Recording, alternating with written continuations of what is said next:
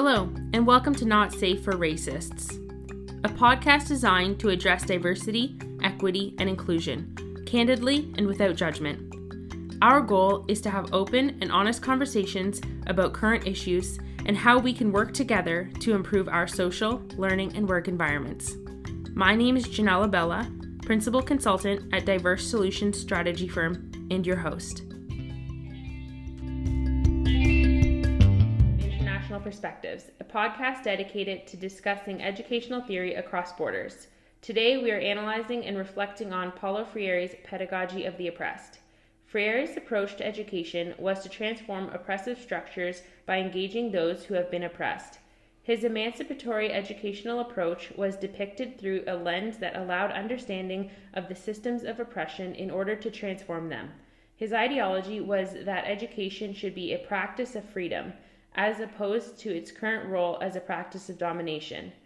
We are discussing Freire in this episode because his theories on education are critical for assessment of current educational practices and for determination of what's next.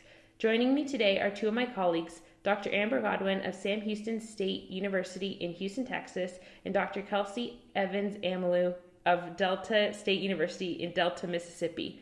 Hello, everyone. Hello. Hi. Before we get into our discussion today, I think it would be beneficial for our audience to get to know us a bit, especially considering how social location influences our perceptions and roles as educators. My name is Janelle Bella, and I am a female racial minority who grew up in the United States and is now living in Canada. I'm a Master of Education student, secondary geography teacher, and actively engaging in research to transform the classroom into a place of diversity and inclusion. Largely, my drive for equity is based on my experiences of marginalization throughout my life.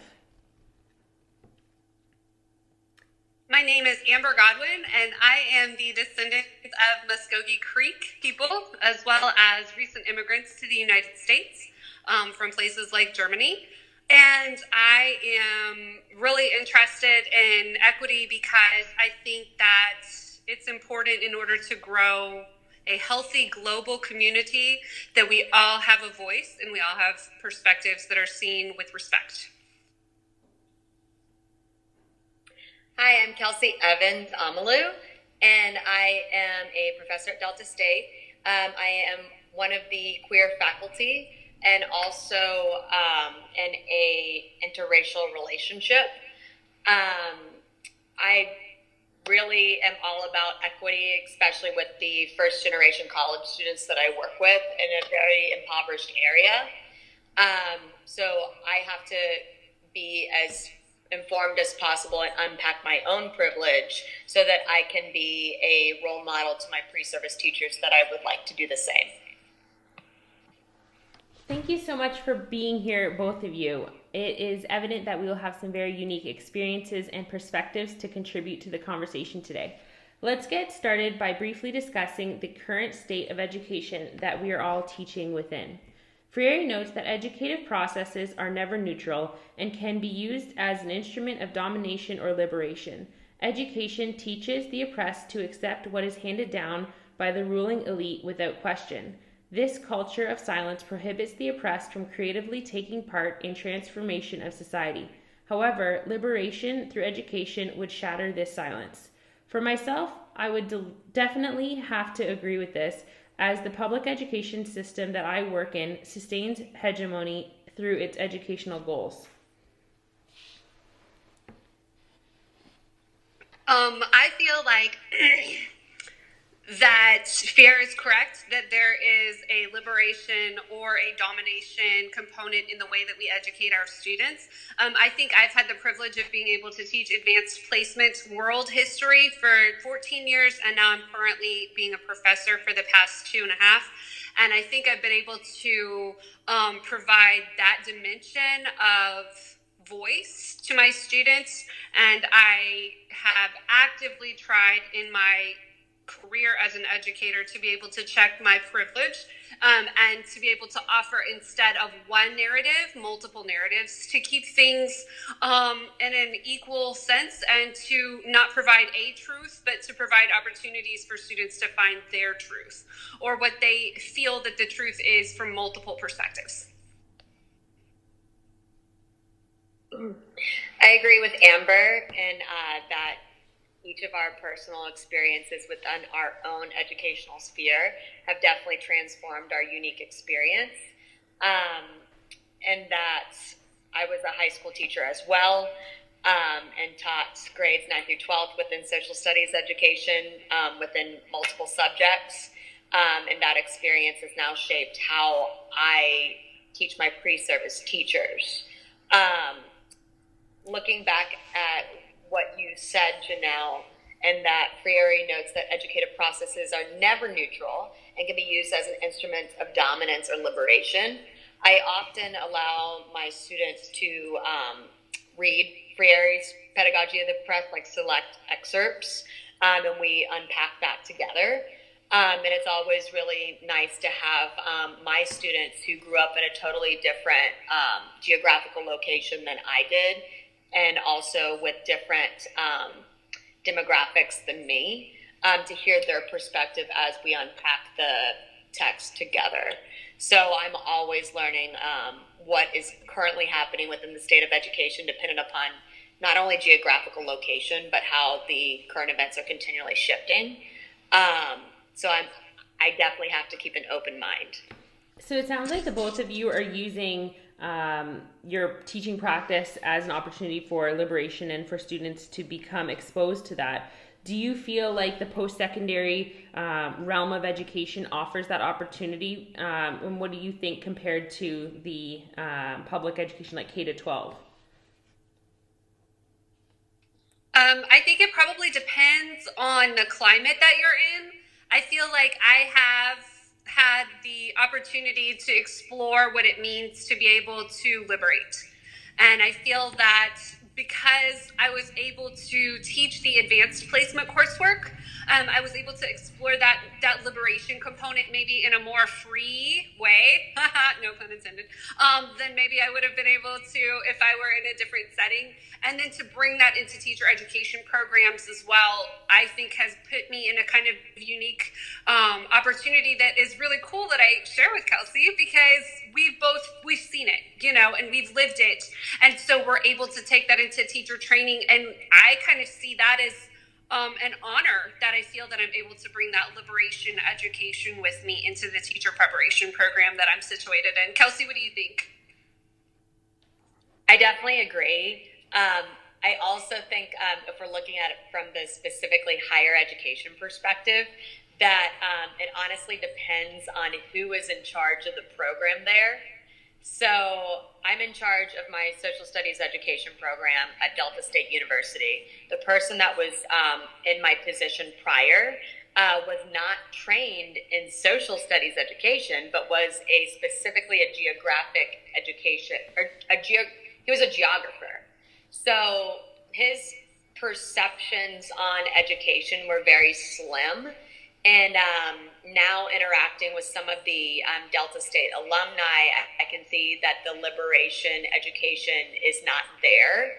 It is definitely continuing the historical trauma that exists within the area that I'm currently at. So to give you more background, I'm about 30 minutes from where Emmett Till was lynched. There's a lot of cultural trauma that exists there. There's the school district that I'm partnered with and work with on a daily basis was desegregated in 2016 and are still seeing the ramifications of recent white flight.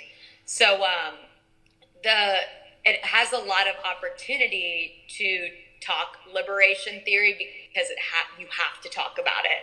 Otherwise, it's going to continue. But if I were to look at other institutions that might have not had a background in using Freire as a pedagogical perspective, I would say that liberation theory might not be as prominent in the students that they're producing. So it's I definitely would say that it varies from institution to institution, and I'm very grateful to have colleagues in the field that believe the same perspectives that I do, because it gives me a lot of encouragement. So, and like, when you're talking about the desegregation that recently happened and how there's a lot that's going on in that area, do you find that colonization and the structure that has built like public education still resonates there? Because I know for here that's a big thing, is that colonizers created public education, the Catholic education system, and that's kind of where all the ideologies are falling from. Yes.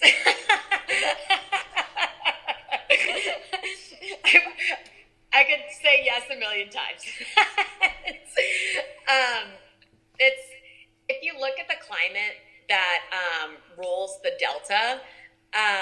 So the Delta of Mississippi is quite unique in comparison to the rest of Mississippi, in that the geographical area has long been the poorest area in the state.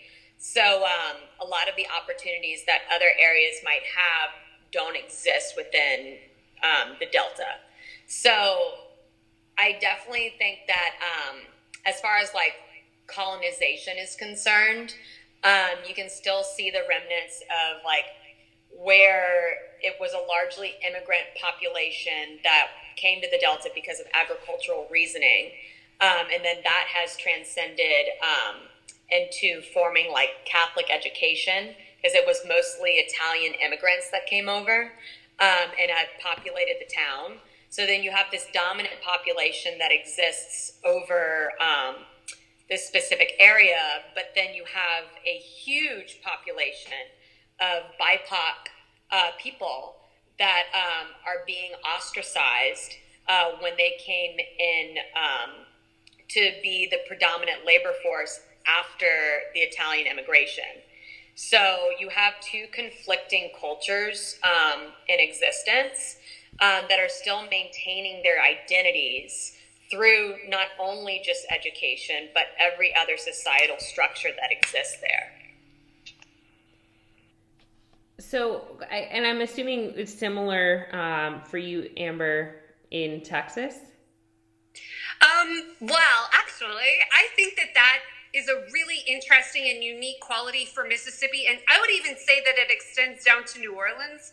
I lived there for a long time when I was a child, and so I know exactly what you're talking about. I've seen it. I think Texas has a different structure, maybe. And because of where I am located geographically in Huntsville at Sam Houston State University, we have actually a state prison that's located, like I can see it from my office building, where the death row inmates are. And I think that yes, we have a very large criminal justice presence on our campus. And I think that adds something. A je ne sais quoi, maybe, not to be French, but maybe to be French, because it's a really perfect expression to use there. Our area is a cultural amalgamation. It really is. We have people of privilege. We have people that are not of privilege. We have people that don't know that they are not of privilege. And we have students that are from all over the place coming together in like a cultural salad almost. I'm reading this book right now. It's called American Like Me, and it's by America Ferrera, and I highly recommend it. It's lovely. It's our campus reader for this year, and it's really gotten to me because it describes what I see in my classroom and what I see in my educator practice, and how the lens that I view my own curriculum with, and what I want to be able to encourage my students to explore for themselves and for their students in the future, where one truth does not mean the truth. It means a truth. And I think that that's been the unique identity to maybe this region of Texas. Where I'm located is kind of inside this triangle where most of the population of Texas lives. And so we have a very transient community. We have a very global community as well. So for some of the students that attend Sam Houston, they're part of that global community, and they've been situated between, among, within the cultural salad that we are in this area. And for some students, they're from a very rural background and very maybe homogenous background, but that doesn't mean that they have necessarily set up or are aware of conscientiously practicing cultural hegemony, but they weren't aware that it existed maybe. And so it's really interesting to see people maybe opening up and to be a part of that growth and part of that journey. And so, yes, maybe I do see things from an optimistic perspective, but that's just who I am as a person. And I grew up along the Gulf Coast, and so I've been a part of that cultural salad as well, where you have a lot of people that are from a lot of different places that maybe don't make a lot of sense together, but they come together and make something crunchy and nutritious and lovely. And that's just who we are. So maybe that is my optimistic perspective. So yes, I know what you're talking about, Kelsey, 100%, because I've lived it. And this is a little bit different because where we are is a little bit different. The Gulf Coast shares that like crest, that curve, and that culture. And Texas is in its own world. That is the world. Does that make sense? Well, we definitely have a cultural salad here too. Windsor Essex we are the southernmost tip of Canada. So our school board covers, it's about 45 kilometers across and up region. And we have everything from complete homogenous county schools to that cultural salad city school. I'm actually teaching at a city school right now, and we have students with backgrounds from hundreds of different countries, and they speak tons of different languages. And it is that place where everyone has that unity, and they start to realize how they can work together and grow. But then you go to a different school and you see where they have 10 generations of farmers who have never been exposed to that salad, and they think that this is how it is and it's how it's supposed to be. So what I'm kind of seeing... Can I add into that? I was just thinking, going along the lines of produce, I would probably use the example. I was just thinking about this, that my area is very much like the produce aisle of a grocery store, in that they maintain their own identity in their own section, but we're all in the same store, and you have opportunity to make a salad, but they're not making it. I had to go with that example because I really like food. No, I like it. And you could keep going with the food aisle and talk about how the good produce is put at the front too, and how people never go down the aisle with the kale and the healthy food, but we definitely... I digress. Yes. So since we're all experiencing different types of garden and food experiences in our different schooling experiences, I think that we definitely can see that there are similarities. The one similarity I find the most is that we all, between the three of us, have that perspective where we're not aligned with that idea of education as dominance. We've all gained that idea that education can be liberating and that we can offer students opportunity. Unfortunately, we both live in places, or we all live in places that are have been dominated by colonization, and that still sticks so deeply in the root of what education is. A big thing is, like, even if we are promoting equality and promoting liberation, are we really doing it within the confines of that colonized system?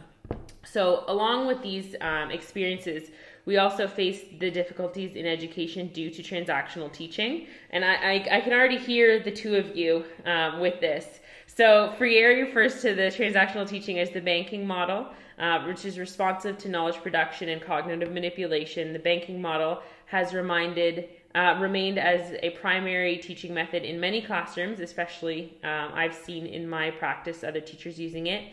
The banking education model is a practice that sustains domination by adapting people to their oppressive conditions. The actions of the teacher controls the thinking and actions of the students, who are merely passive objects. The students are removed from their context and reality and is taught that it's unchangeable. So do you feel that this model of teaching exists? And I say this lightly because I know that you don't teach this way, but do you think that in higher education or in your regions, especially as pre-service, teaching pre-service teachers, that you would be able to see how that is still expanding? I think that it is still out there, but I think that there is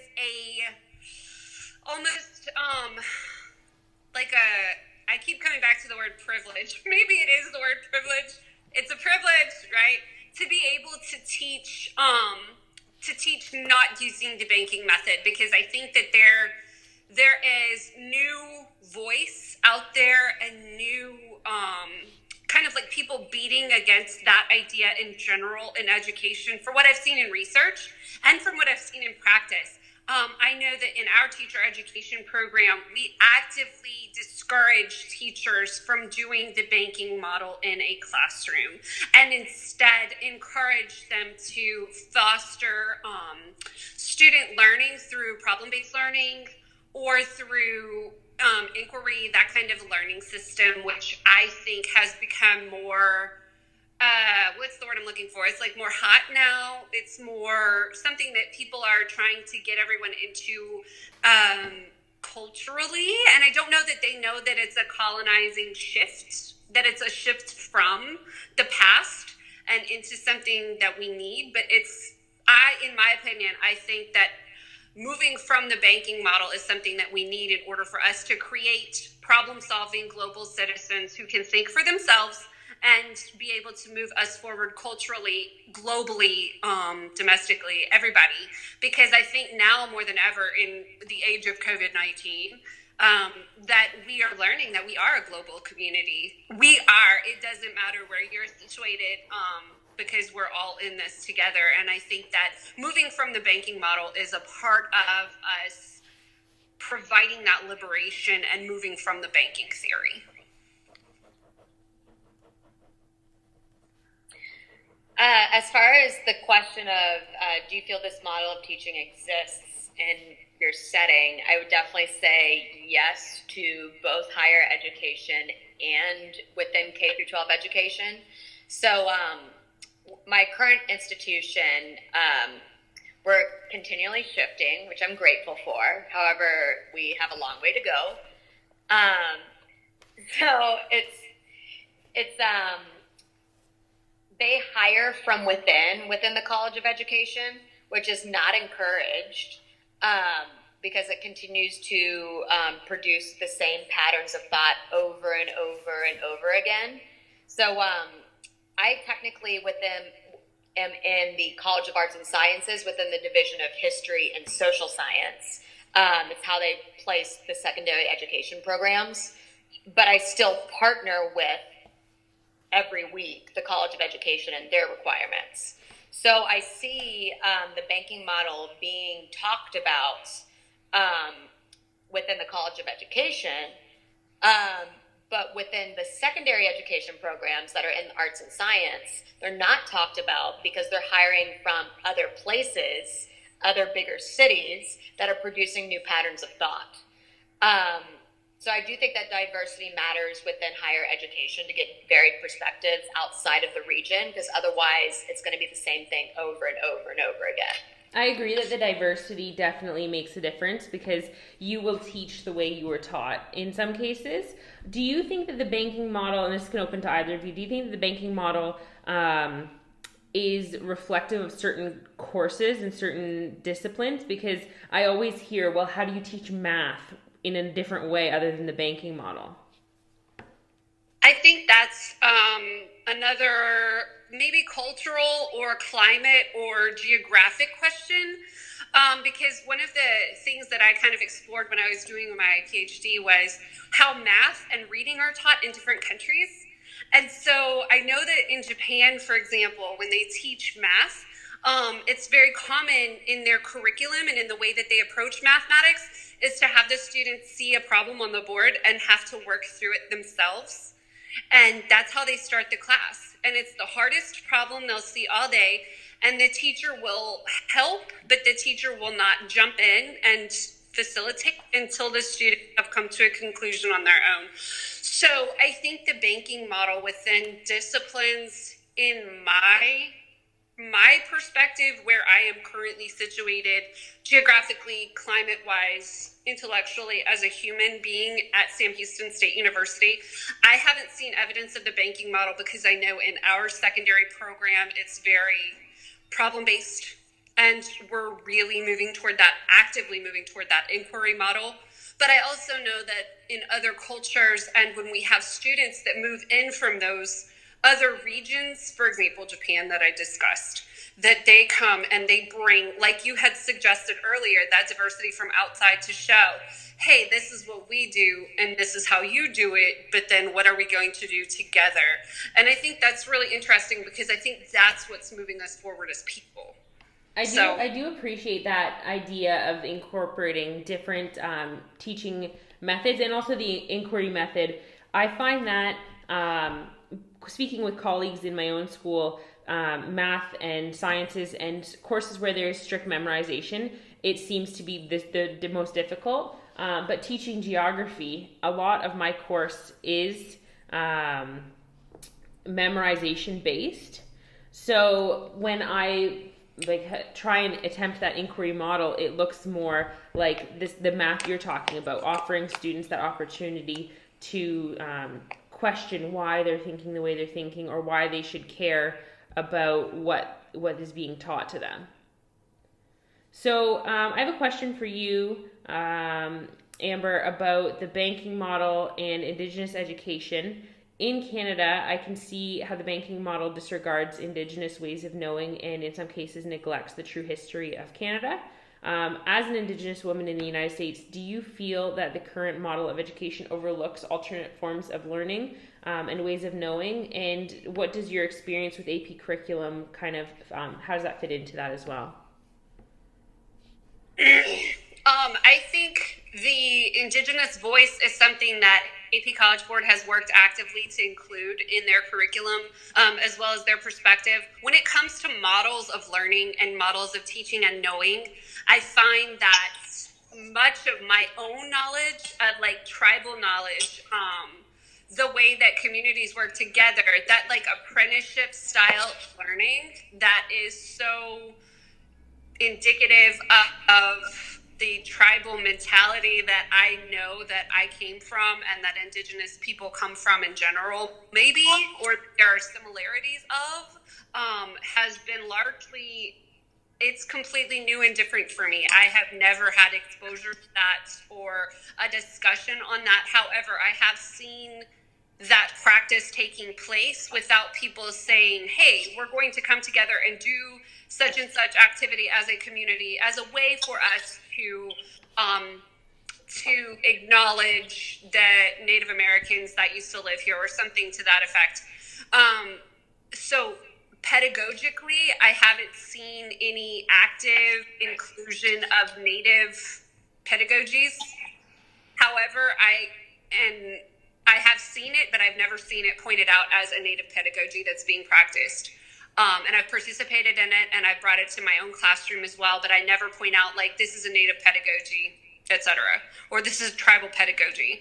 I have, however, noticed that there is, in AP College Board's curriculum, a noted and highlighted attempt to try to bring that voice forward, not only with Indigenous people from Native America, but also from places like Canada or even, the Pacific Islands. We have lots of Native voices that people are trying to include to get away from that colonized model of social studies education and history education from AP College Board's perspective. And of course, everyone is going to have some kind of a bias when they come at anything. There will be a lens that you see the world through. But I think AP College Board's goal, from my interactions with and working for them and working with them through the years, It seems as though, especially within the AP World History curriculum, that they're really putting forth a lot of effort to try to bring those voices forward and have those voices be heard. So unsurprisingly, Canada has put a little more effort into incorporating Indigenous voices across the board. I know right now pre-service teachers are required to take a Indigenous teaching course. In my own education right now, I was taking multiple Indigenous pedagogies courses, but that's just because I had chosen them. As well, in the high school level, they're starting to integrate more curriculum on Indigenous people in Canada. There is kind of that disconnect still because people see something new and it's something different and it doesn't align with that traditional, the air quote traditional education that they think that should exist. And that's where it's starting to create that kind of hesitation. And you go back to white fragility and you talk about privilege and you talk about that fear that develops when something new seemingly is attacking what you already know and how we already react. So I kind of want to move this into the larger issue of educational manipulation. I want to focus on how the banking model affects and is intertwined with oppression. I find this connection exists because oppression can occur through socialization in the classroom setting. So Kelsey, if you could maybe offer some insight here on the current inequalities in Cleveland, Mississippi that extend into your classroom and kind of your practice as a professor. When I first started working at Delta State, I didn't understand the amount of oppression that existed because it was my first time fully, not fully living there, but just really starting to talk to some of the locals and understand more of the history behind it, and then finally talking to my students and understanding their personal experiences. Because I find that even though I have a varied opinion compared to the people that have lived there, if I go in and try to shake things up, I will end up ostracizing the people that I'm trying to compassionately listen to and teach. So I've definitely, this past year, I've put myself in certain circumstances where I can understand the cultural and historic trauma that is developed within the area that I'm in. So I think that is very important, because otherwise you're not going to be able to dismantle some of the oppressive tendencies that have built up over time. So as for your question, where you're talking about educational manipulation, as when I got to know my students and understanding like why they think that the way that they do, it's from that point that I can go in and start to have deeper conversations about Freire's pedagogy. If I don't put myself on the same level as them, it's again that it would be more of the oppressive, I would be the oppressor, where I would be coming into their culture as the outsider and telling them that they're wrong in their thinking and that they need to change. It's the same model, but reversed in perspective. So I think that there's a lot to be learned within compassionate listening. And going back to your question on the Indigenous pedagogies of bringing in restorative justice circles and cultural empathetic listening, where we can understand each other from a different standpoint and not shift the blame, even though I may think that they're wrong, but nothing will be done if I continue to blame them for how they were brought up. So I definitely think that it's multi-layered, in that educational manipulation does exist and is intertwined with oppression, but there's other layers that are important to acknowledge, because otherwise you would then be the oppressor yourself. I kind of want to jump back to that was actually I think you read Freire a little too many times. I think I heard the chapter being read in your voice. So you're talking about how people that you're trying to help end up being ostracized. And I think that goes back to the idea that Freire posts you should be using dialogue, because dialogue offers that level of communication that gives us the power to empower those who can only help themselves, right? So the big thing is so many teachers I've seen, and even in my own practice, where I think that I'm right and I should be telling you how to think and to think this way. And especially, and I could only imagine, in a situation where you're experiencing students who have experienced segregation. So you want to go in and say, this is what equality looks like and this is how you have to act. But in the end, you're just being that oppressor and you're like pushing forward the opposite of what should be done. And that's where it goes back to that communication, putting yourself on that student's level and giving them that opportunity to be validated in their points of view. So moving on, I'm kind of seeing that the classroom is acting as a habitus to socialize the students. We can see that the ideology in the classroom, whether dominant or liberated, is what is kind of pushing through and developing them individually.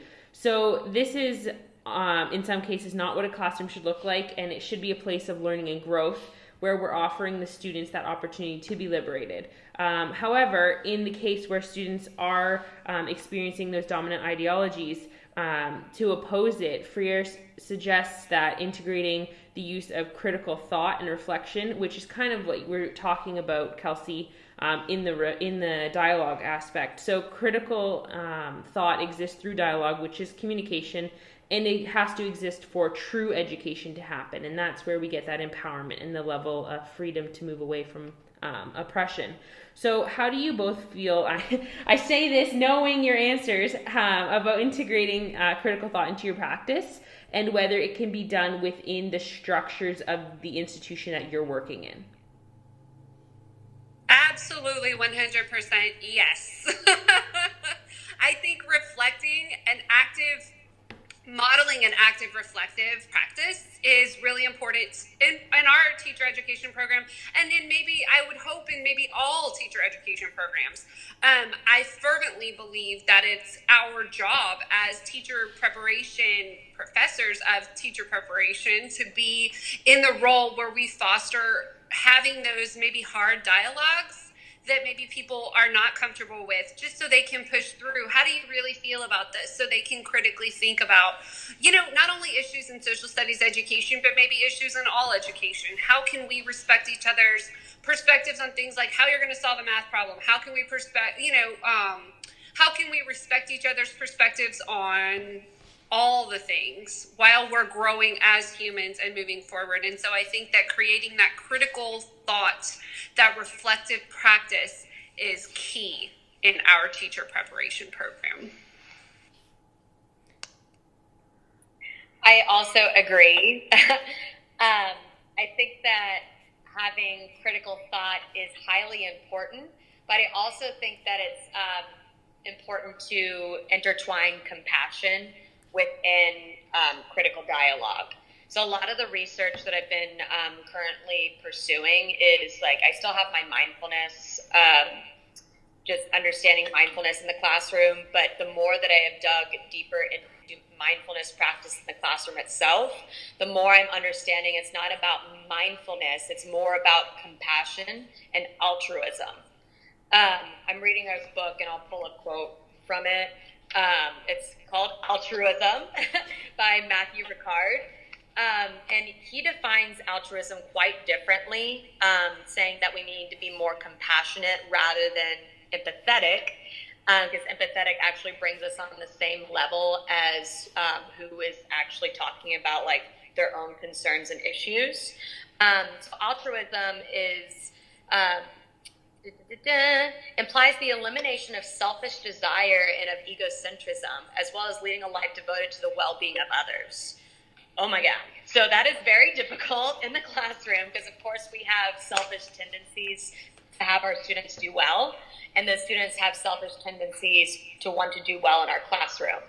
But as far as compassion and critical dialogue are concerned, the more that we're able to understand each other and acknowledge like their own circumstances and not do it from a place of selfishness, the more we're actually able to have critical dialogue, because we're understanding each other and doing it because we want them to have happiness and well-being.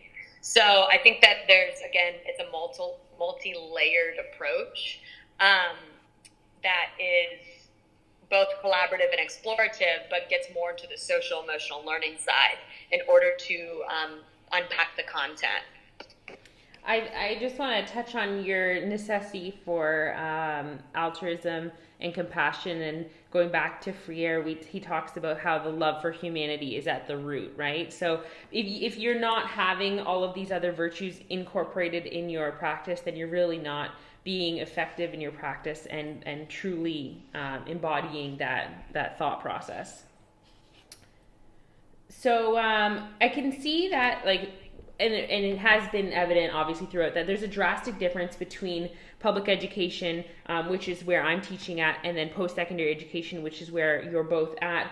And the difference, I think, is that we are in transformation, and so the teachers that are currently teaching public education just haven't been aged out, and the people that are learning the new methodologies are the ones that are in pre-service in teaching. So after time, we'll kind of eventually make that transformation. So for me, I find that there's a struggle with integrating critical thought, just because I'm still working within that structure of the dominant ideologies that are so deeply ingrained in society, and movement away from it isn't really accepted totally within the system. So Freire strongly recommends that the use of dialogue, which I'm working to incorporate, and you obviously are, but the implementation in some cases, especially for me, isn't always successful. So Freire addresses this as an inaccurate implementation, as dialogue is merely debate where ideas are deposited from one to another. So that's a big issue for me personally within my world issues class, because I find that a lot of times students aren't recognizing their own social location markers and the others, and it becomes a debate of my thoughts versus your thoughts, thinking one is going to be right and the other one is wrong. So it becomes that debate and not dialogue. So a dialogue needs to be collaborative and explorative, identifying commonalities and generating that action. Based on these conclusions from what dialogue is, do you think that we as teachers are really offering the opportunity for critical thought? And I know that, Amber, you have children, so you'd be able to talk about the elementary side of this as well. And what is preventing it from being fully integrated beyond aging out these teachers? I think where we're located, again, I'm really lucky to be where I am, and I'm really grateful that my kids are where we are, because they are exposed to friends from literally around the world. In fact, my youngest son, Paul Thorin, was really sad because his friend Miguel moved back to Brazil after Halloween.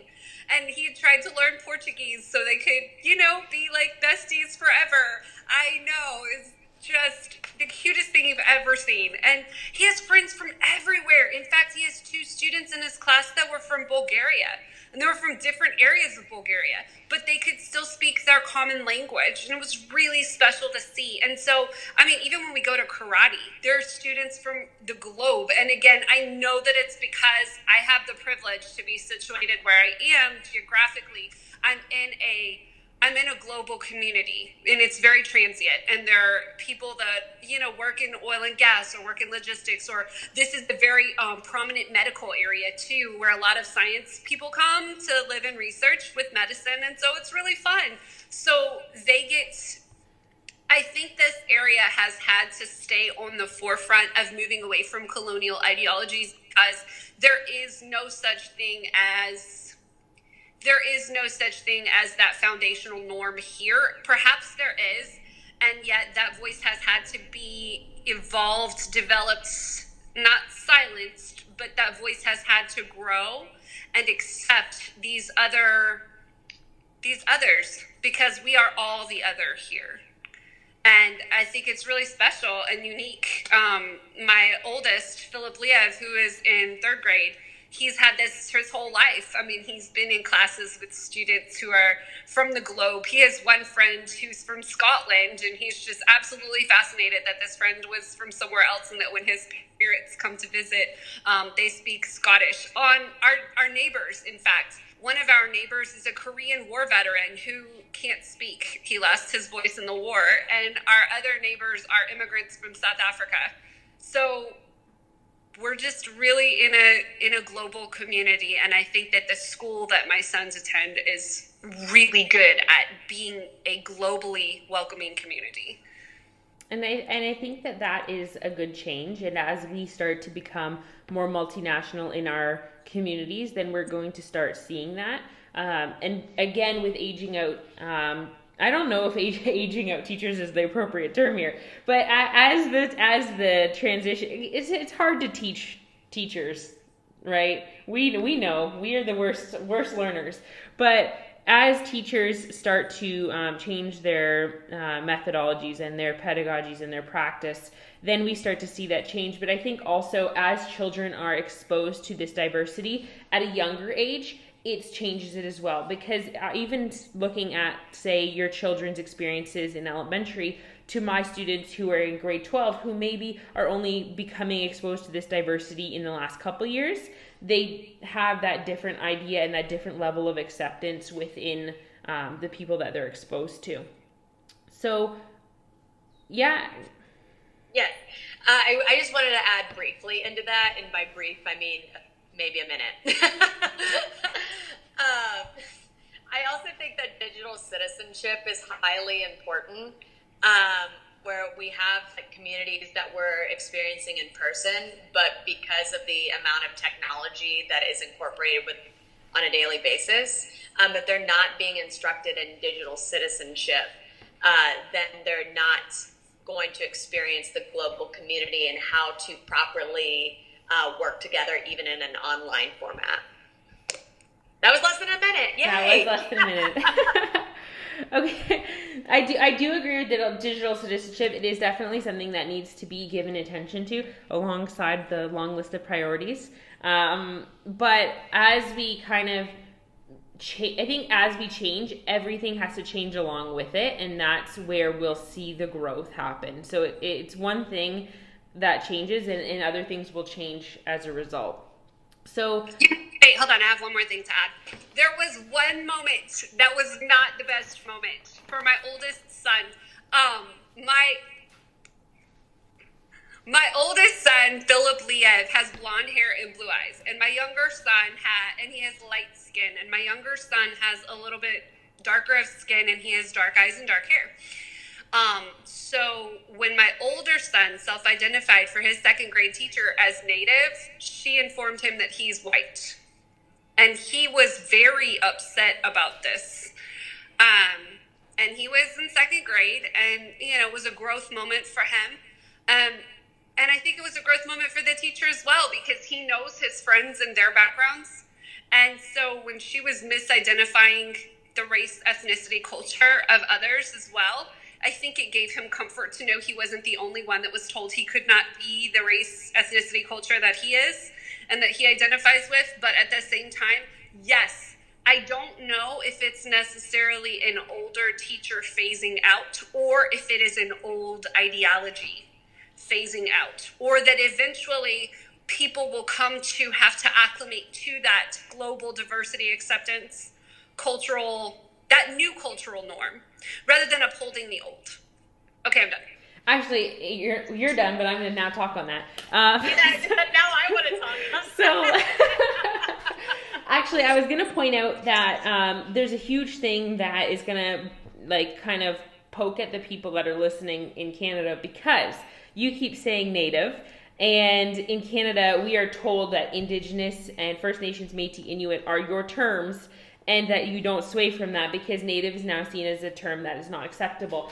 But I like that you said it, because it's the point of that dominant ideology and that oppressive idea that this is the name that is given to Indigenous people. And I heard quite a while ago, it was in a speech, I could not tell you now who the author was, where she had mentioned that she doesn't even know how to identify herself because she's been told she's Indigenous, she was told she's First Nation, she's told she's Aboriginal, she's been told she was Native, she's told she's a Redskin, and there's all these different terms that now we see as socially acceptable, but we, the collective we, the dominant ideologies or the dominant oppressor is saying that is what you're called, that is who you are, instead of being able to self-identify similar to what your son experienced.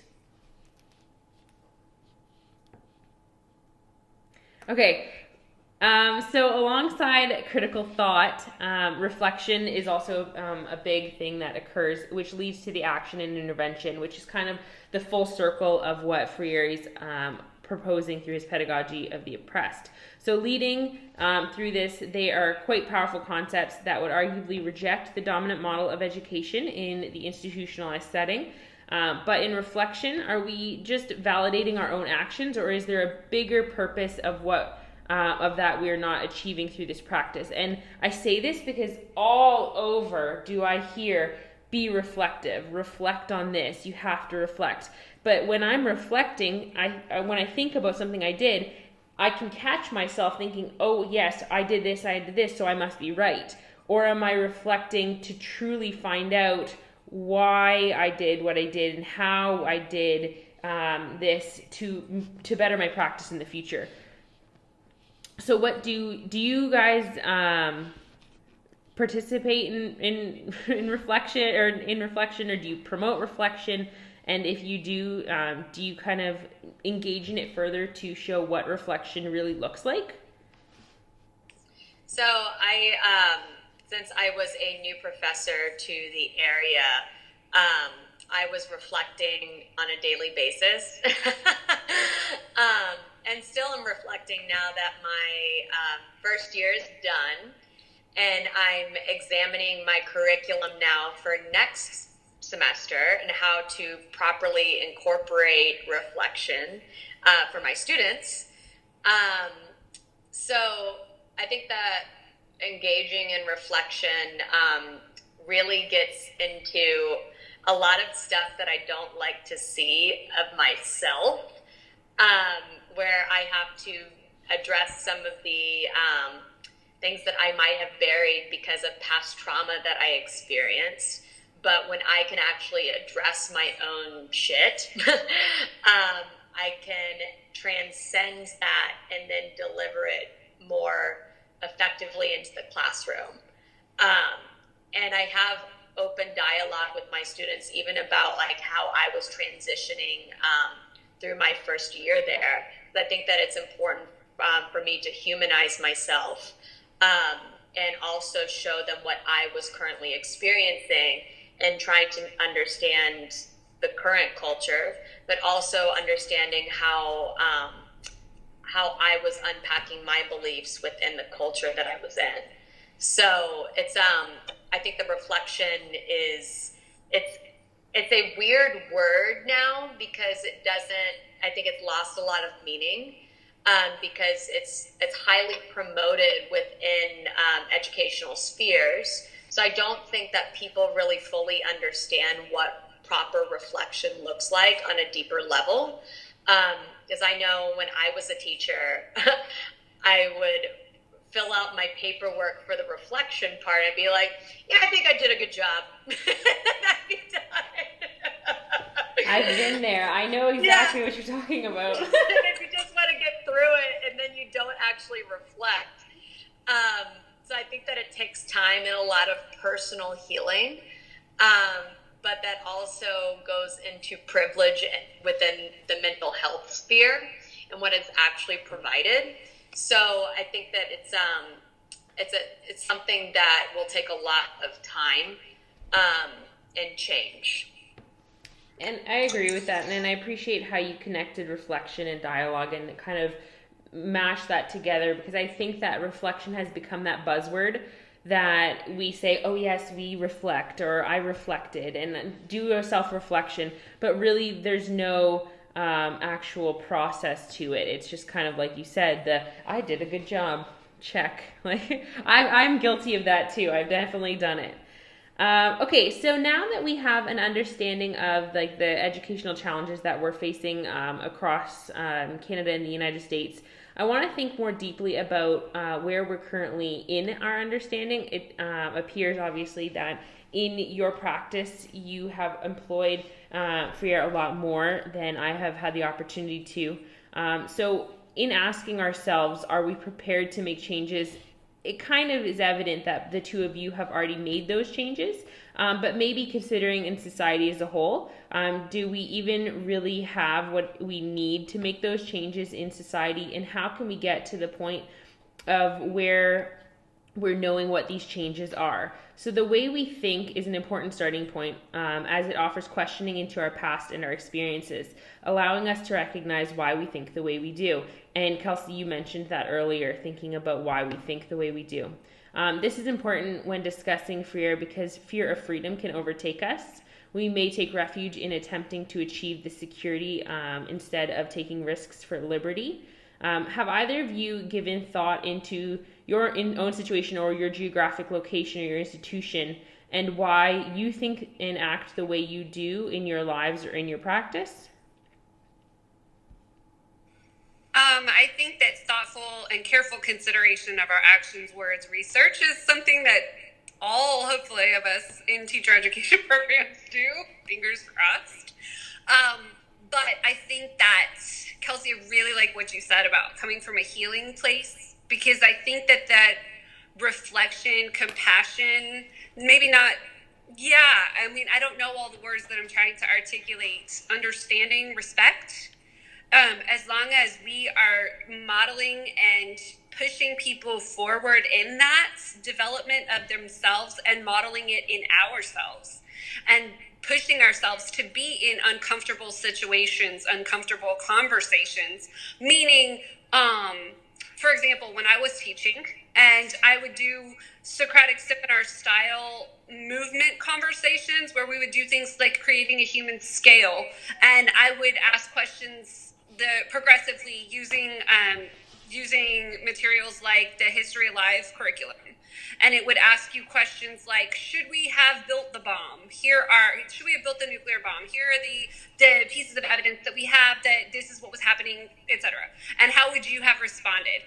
Would you have built the bomb, not built the bomb, thought about it, whatever? And the students would move according to their ideas. And I put my students intentionally in an uncomfortable situation so that they had to reflect and then discuss and then reciprocate with others. And I think that was one of the more powerful things that I did as a teacher.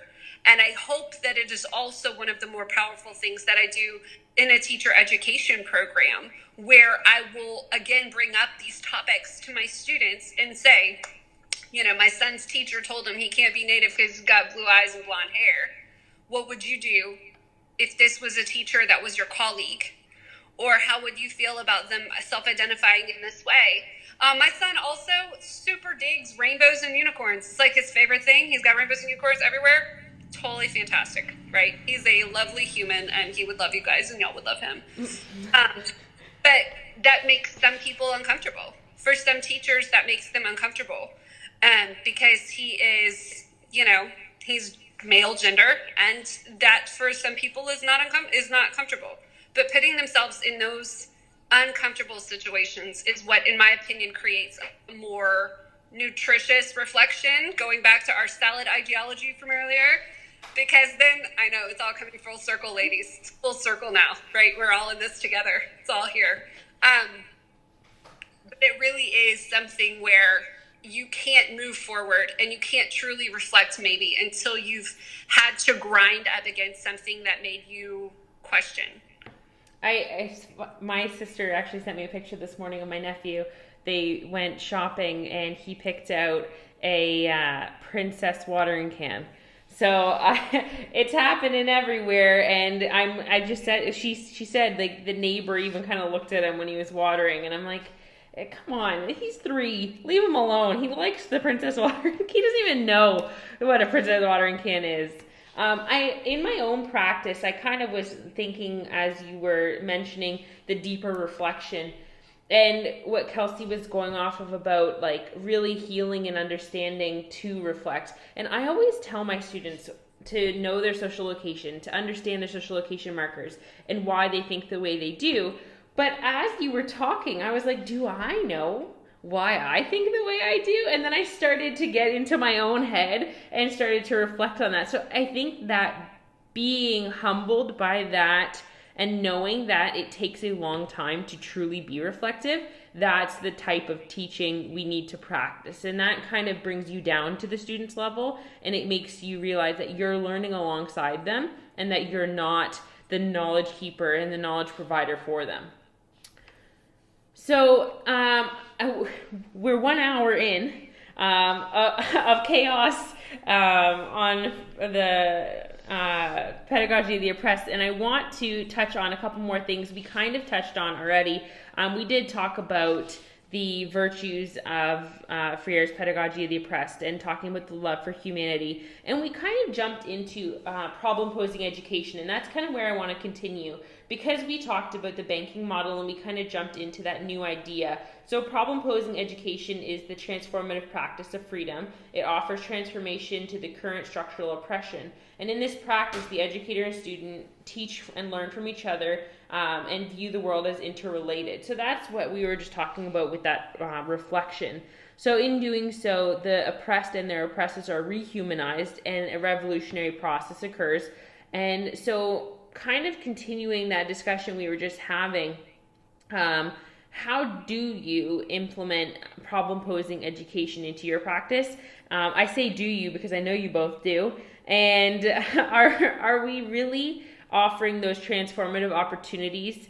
And that's a larger question because you're teaching pre-service teachers. Do you think that the institutions will constrain your students when they go out into practice? Could you define what you mean by go out into student practice? So once your students are teachers, once they're in-service teachers and service, and yeah, we don't use pre-service and in-service here, so it kind of throws me off. I try and use terminology that you know. So I'm like, hold on, what are you referring to? So I require my students to do a project within because they take 2 methodology classes with me, where the first time is where we talk about how social studies education has developed, the history of it, and where we're going within the field. And they also learn about different pedagogical practices. But I'm also introducing kind of like the lay of the land for where I'm currently at. So they do a project called History Through a Student's Eyes. It's based off of, oh my gosh, I just forgot the dude who's at Indiana, Lovington, starts with an L. Amber, if you could think of it, help me out here, phone a friend. This is going on the internet, so he will find out. And he'll be like, you don't remember my name? Yeah, right. So it's, I've modified it so that my students can dig deeper than what was currently offered. So basically what the project is that my students have to go into one of the local high schools or middle schools and choose 2 students that they they're partnered with in that specific classroom. And they ask about, not all I'm thinking about is who the guy's name is, and I'm like not concentrated on my own. Is it Alex Lichtenstein? No, it's not. Anyways, I'll get back to you on that. I'll put it in the notes. Thank you. So it asks students to go through primary resources and then content questions, and it gives them an understanding about the future students that they'll be working with, and it asks them to reflect on their own personal experience on how they're perceiving the current state of education within social studies. So it always blows their mind on like how much students actually know or are taking in. So I think that they're like by introducing, now I just blanked on your question because I was so focused on who the guy was. Ken something. Anyways, what was your question? I was kind of gearing towards finding out like how your students will fare once they're into their own practice when they're in-service teachers. Okay, thank you. I needed that grounding again. I appreciate it. So yeah, they're introduced to the understanding pretty early on of like what is the current climate like where they will be teaching. So that is public education. The private sphere is highly different because that is a byproduct of white flight in the area that I'm in. So then they're asked to they're not teaching a lesson yet until they get into the second methodology class. But within the first methodology class, we use Teach Live, which is a virtual interaction, a creation of a safe space where it's not high stakes teaching, that they're able to teach a lesson from any social studies curriculum of their choice, and they interact with interactors in front of them. So then I'm able to give them culturally responsive teaching feedback on how they're actually encountering teaching. So once they receive that feedback, then they start to move into their second methodology course where they have real people in front of them that they have a partnership with within the local school. And then they're not fully in their internship yet, but they're practice teaching some with the teacher that they're partnered with. So it's continually layered so that I can make sure that there's checkpoints that they're meeting from a culturally responsive place. I think that if you're just throwing them into the fire, they would be overwhelmed, first of all, but they would go back to the banking model because that's what they know. So there has to be checkpoints put in place and seeing like how they're practicing, but also I need to give them feedback on it. So it's it's multi-layered. So I kind of, what I'm hearing from you, it sounds more effective than what I experienced in my own practice, in my own education. And I've heard that from other people who have graduated similar time as me, is I'm finding that opportunity wasn't given. And so I'm not sure if within the last 10 years there's been that big shift to making more culturally responsive students. I definitely noticed what you said, the effect is if you don't learn, you resort back to what you know. And that's kind of how it has been, and I do see that in a lot of cases. So you did just kind of touch on this too, but I want to open it up to Amber as well. In your own experience, what can educators do to transform their practice and work towards incorporating Freire into their pedagogy more? Is it as simple as wanting to incorporate it, or do you think there are bigger or more barriers that the individual can't overcome within their own practice? That's a really great question, but I still think that maybe you have to kind of just take the leap at some point. Otherwise, you're just going to be stuck, and then we'll all just be stuck. I think the ripple effect and impact of the way that we teach pedagogically, the way that we speak to each other, even the words that we use with our students, it all has this profound impact on the communities in which we're situated. And not only that, but also the digital communities in which we're situated. And I think even something like learning how to disagree effectively. Like you can still love someone and have a deep friendship and a deep connection with them and not agree with them on all issues. And I think that that's something that is a big hole in maybe our social emotional development that we've accidentally forgotten to address in our education preparation programs in the past. And not to say that they've done something wrong, but just to say that perhaps we didn't realize that that was something that we needed to address. Because before we didn't have digital citizenship as something that was a dimension of our lives as it is today. So I think that it's maybe just practicing that mindfulness, Kelsey, practicing the mindfulness of just opening yourself up to, we're going to do this, and then just doing it. And finding the middle path. Buddhist philosophy talks about the middle path continually, and it's not something that is integrated into our school system because we are Protestant based, and that this new idea is quite foreign. Not that bad choice of words, but it's.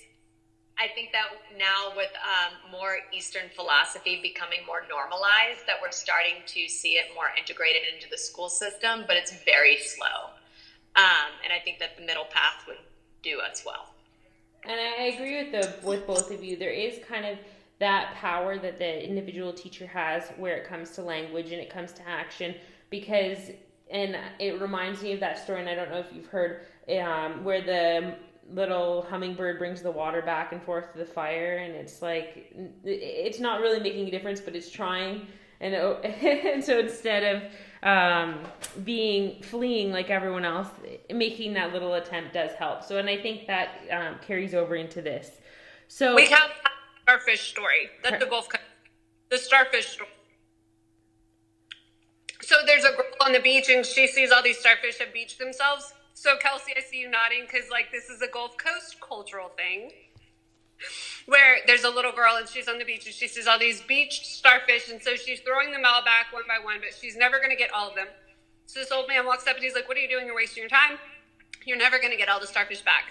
And she's like, "No, but I made a difference to this one." So we have a very similar story here. Yeah, that is a very similar one. And it is the same concept of that something overwhelming can be tackled by an individual. So just before we finish off, are there any final sentiments that you would, both of you or either of you would like to add? I just wanted to say thank you. I think that this is important to talk about, and it's also very freeing to talk about it in an open climate with the two of you.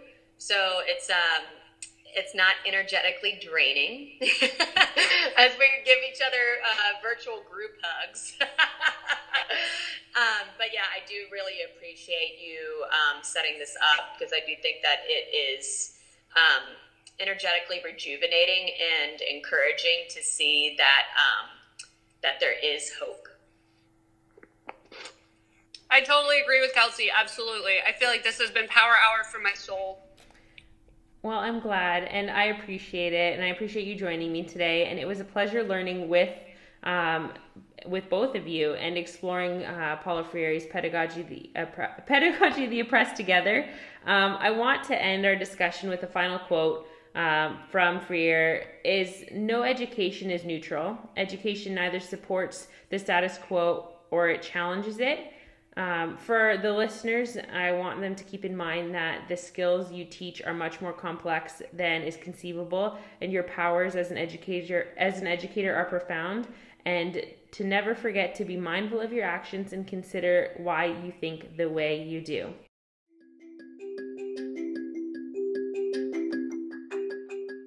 Don't forget to smash that thumbs up if you like what you heard today, and subscribe so you can be the first to know when new podcasts come out every week.